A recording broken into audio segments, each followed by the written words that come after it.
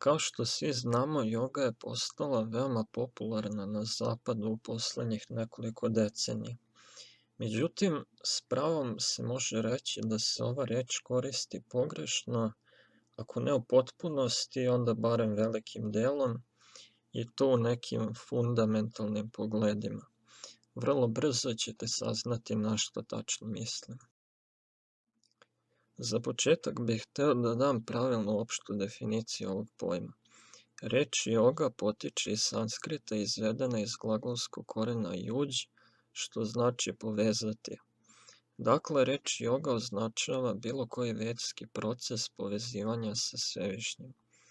Postoje 4 takva procesa autorizovana od strane vedskih spisa, kao i brojni drugi neautorizovani procesi, naravno, a jedan od njih je Ashtanga joga, odnosno osmostruka joga, čiji su pojedini elementi relativno skoro preuzeti i prilagođeni i tako postali ono što se danas naziva jogom.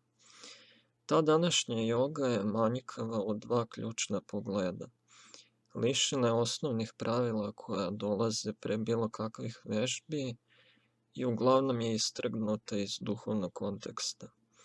Drugim rečima, cilj ljudi koji rade jogu nije spoznaja Svevišnjeg i povezivanje s njim, već dobro fizičko zdravlje, a oni koji imaju neke duhovne težnje su obično zaprljani monističkim verovanjima i New Age-om.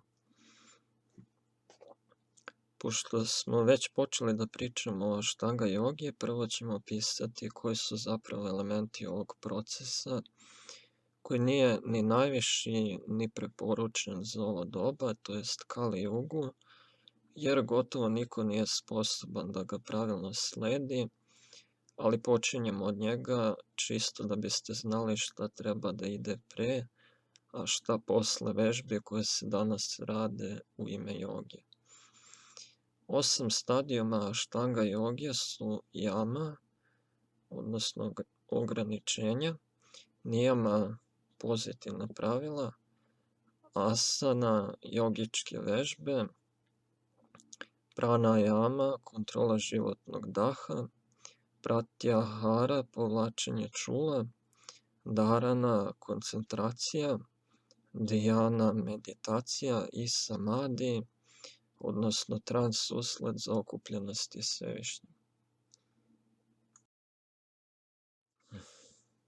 Dakle, pre nego što neko počne da radi telesne vežbe, prvo mora da sledi pravila pod nazivom jama i nijama, jer u suprotnom čitav proces biva obesmišljen, pošto čovjek u tom slučaju ne može da napreduje do narednih stadijuma. Postoji po 5 jama i nijama. Jame su nenasilje, istinoljubivost, neupuštanje u krađi od tuđih stvari, celibat i odsustvo posesivnosti. Nijame su čistoća, zadovoljstvo, askeza, proučavanje spisa i predavanje Svevišnjem.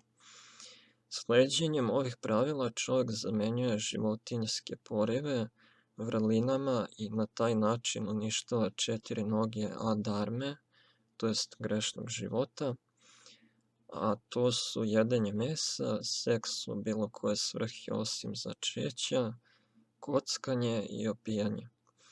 Mislim da je jasno koliki broj ljudi je spreman da sledi pomenuta pravila u današnje vreme. Naravno, neki koji se bave jogom možda i slede neka od ovih pravila, ali postoji i još jedna važna pravila, a to je da jogi treba da živi u divljini, što automatski diskvalifikuje sve osim možda nekoliko izuzetno retkih pojedinaca. Što se tiče asana, odnosno fizičkih vežbi, njihova namena je da osiguraju dobro fizičko zdravlje i umni sklad kako bi osposobile čoveka da dugo sedi ispravljen i meditira. Sledeći stadijum je pranajama, to jest kontrola životnog daha pomoću raznih vežbi disanja.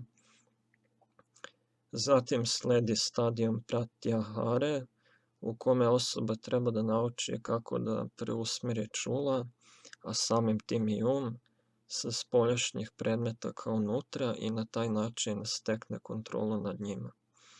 S tim u vezi jedna od definicija joge glasi ovako: Joga indrija samyamaha, što znači da je joga proces kontrole čula. Mislim da je suvišno komentarisati uspešnost moderne joge na tom polju.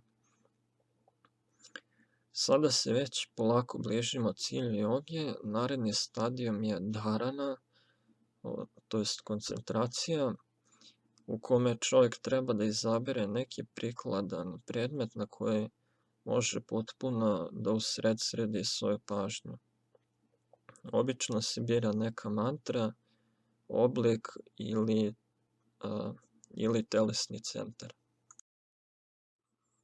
Ono što prirodno dolazi posle ovog stadijuma u procesu Ashtanga joge jeste dhyana, meditacija, koja zapravo predstavlja napredno stanje koncentracije u kojem je ona neprekidno usmerena na jedan predmet.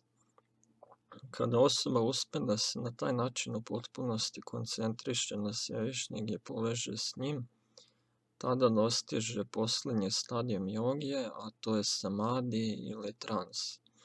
Onaj ko to postigne se oslobađa zaprljanosti materijom u vidu raznih materijalnih želja i poistovećivanja s njom, a po napuštanju tela se vraća Gospodu da ga služi u duhovnom carstvu. Ovdje vredi napomenuti da sledbenici Patanđalija, čuvenog autora Yoga Sutri, obično teže da dostignu impersonalno oslobođenje, to jest da se stope sa Brahmanom, bezličnim sjajem Svevišnjeg, ali to nije pravi cilj joge opisane u vedskim spisima. Da se mi vratimo na 4 vrste joge, to su karma joga, jnana joga, ashtanga joga i bhakti joga. Karma joga je proces u kojem osoba treba da obavlja svoje dužnosti, koje su joj u idealnom slučaju propisane u skladu s vetskim društvenim uređenjem po imenu varnašama, bez želje za plodovima svoga rada, koje treba da posveti Gospodu. U sklopu ovog procesa se podrazumeva vršenje raznih vrsta vetskih žrtvovanja, što u današnje vreme nije moguće.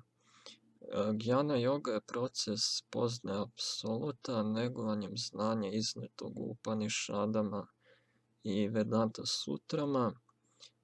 On nije nimalo jednostavan zbog složene prirode ovih dela, niti je praktičan jer podrazumeva povlačenje iz aktivnog života radi proučavanja ovih spisa. Sledbenici ovog procesa su uglavnom zaprljani impersonalnom koncepcijom Svevišnjeg, budući da pomenuti spisi ne govore direktno o Gospodovoj ličnoj prirodi, te kao rezultat toga najviše što mogu da dostignu sljedeći taj proces, stapanje sa sjajem Brahmana.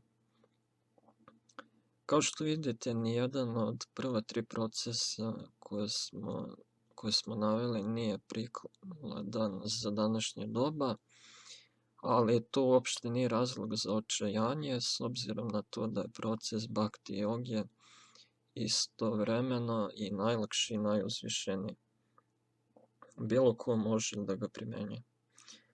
Sastoji se u služenju Svevišnjeg Gospoda na razne načine, od kojih su primarni slušanje o njemu, pevanje ili razgovor o njemu, sećanje na njega, obožavanje božanstava, u kojima se on milostivo ispoljava kako bi mogli da ga služimo u našem sadašnjem nečistom stanju, proučavanje spisa koji ga nedvosmisleno slave, kao što su Bhagavad Gita i Šrimad Bhagavatam na prvom mestu, i tako dalje. Najvažniji od navedenih procesa je svakako pevanje njegovog svetog imena, koje je preporučeni način za dostizanje samospoznaje i ljubavi prema Bogu u ovom dobu, a mantra koja je preporučena u tu svrhu je Hare Krishna Maha mantra, koja glasi Hare Krishna, Krishna Krishna, Hare Hare, Hare Rama, Rama Rama, Hare Hare. Hvala vam na pažnji.